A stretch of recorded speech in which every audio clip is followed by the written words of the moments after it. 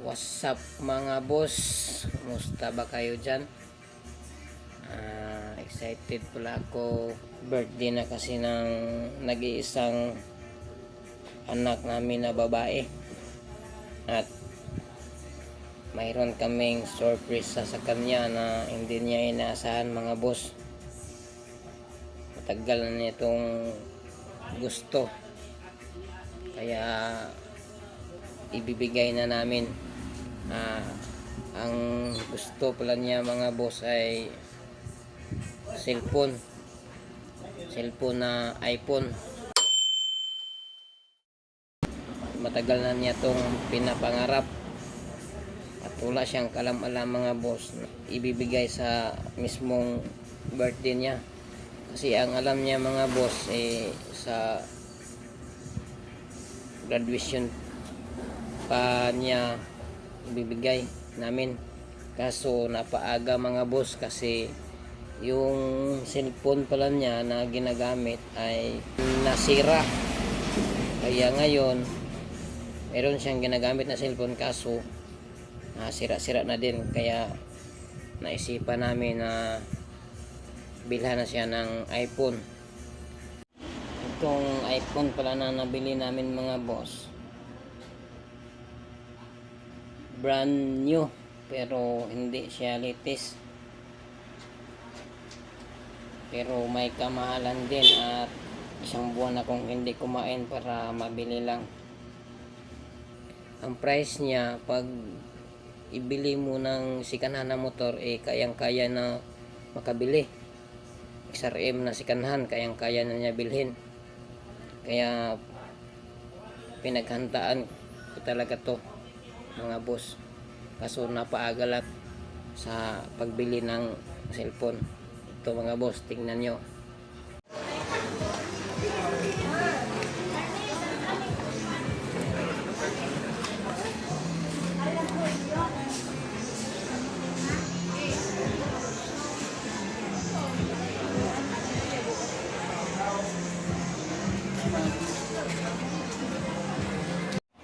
Actually mga boss, itong iPhone na to mga boss nabili na pala namin noong July 27 nabili namin, at saka ngayong araw ang birthday niya, August 8.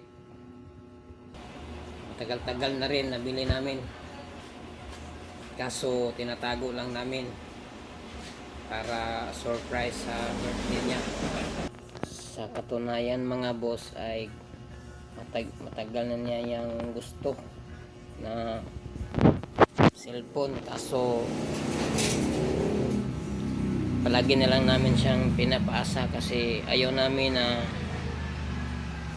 kung mayroon siyang hingin sa amin, ayaw namin siyang basta-basta na lang ibigay kasi baka sabihin niya na marami kaming pera. Sa totoo, ang hirap talaga magkapira, kaya pinapaasa lang namin.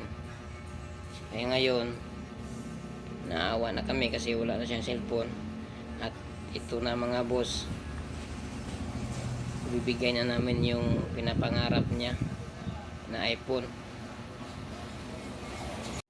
Kaya abangan natin mamaya mga boss sa birthday niya.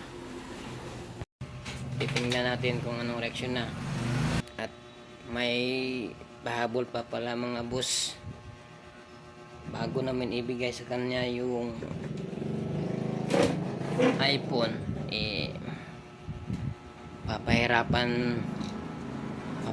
muna namin. May kinontak ako na yung taga custom ng cake. Naisip ko kasi na lagyan lang ng icing para hindi niya maisip na cellphone yon. Babalutin ng icing tapos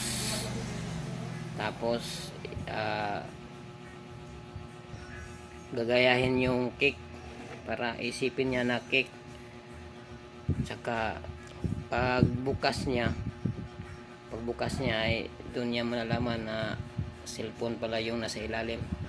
Abangan nyo mga boss, tignan natin kung anong reaksyon na.